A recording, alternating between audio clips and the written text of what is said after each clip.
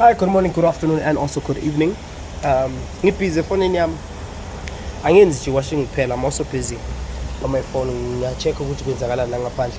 Hi, but there's this girl by the name of Lungelo Mpangase, who is actually known as Xoli from The Wife, Kushow Max. Shuti allegedly what has happened is she has gone viral because they say that she has swindled a man imali more than 150,000 rand.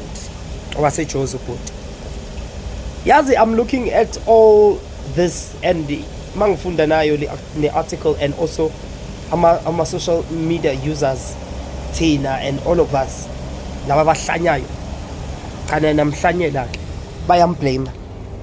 Others have even gone to an extent ukuthi they're even disappointed ukuthi she even did this to this poor man.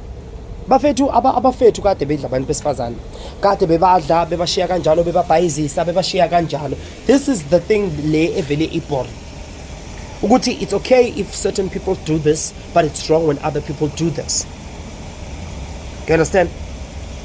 Manje nimthatha umuntu ukuthi ukwaze kwenza into nini enihlulekayo ukuyenza nina abantu besifazane, nina abantu besilisa senibhlungu ukuthi nina nikhona ukuthi nibe seqotheni njalo bhuti ukuthi nikwazi uku-afford ukunika umuntu wesifazane le mali le abayi akwazile ukuyikhipha, noma nina futhi anikhona uku-afford ukuthola uchero njengalo sisi.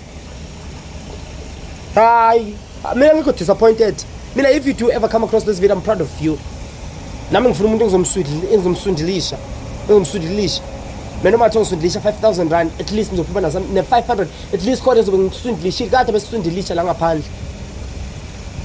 Why do people like to act as if they are holier than thou, they are better than? No, they're disappointed about what? Stop making abantu ngabazi bafethu ama role models wenu. Stop that. You do not know these people, you just see them on TV and you like them from TV, and that's that. Because the things that you see on TV or even on social media, sometimes even the things that you see on social media are even false. It's not even their lives. You do not know these people. So I'm just shocked. People, they have the audacity yokuthi bona bethi imandla lipipe lalo. But the audacity ukuthi but disappointed ukuthini? Awuqala uqedanga isikolo, abanye benu nisafuna umsebenzi nifana nathi, ngicake ikolo njengathi. Imani guys. Omunye mayikhonile ukuphanda. Yes, shout out to her.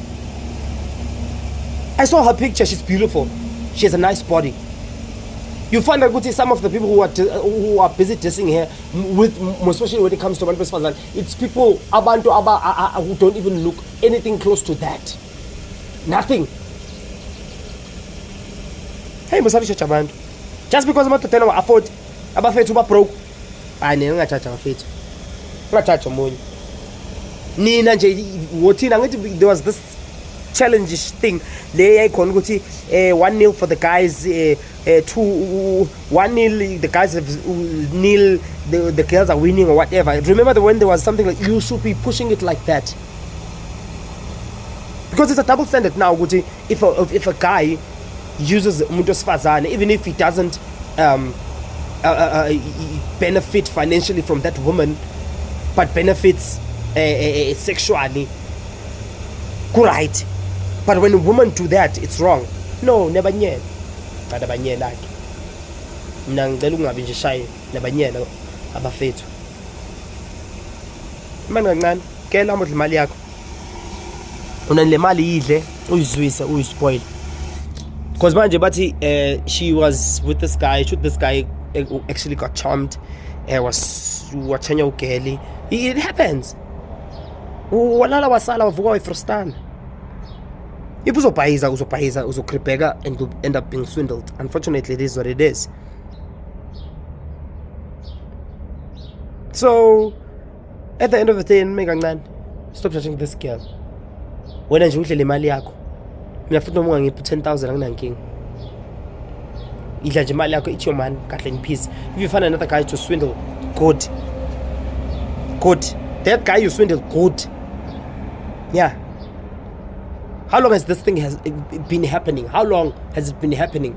Now people want to act brand new. No, certain people can't do this. No, stop holding certain people at higher standards and what. You do not know these people's struggles and hustles. Stop judging books by lama cover wabonayo. Okay, except to me. I look like this even inside. And that's cute. But honestly speaking, no, man.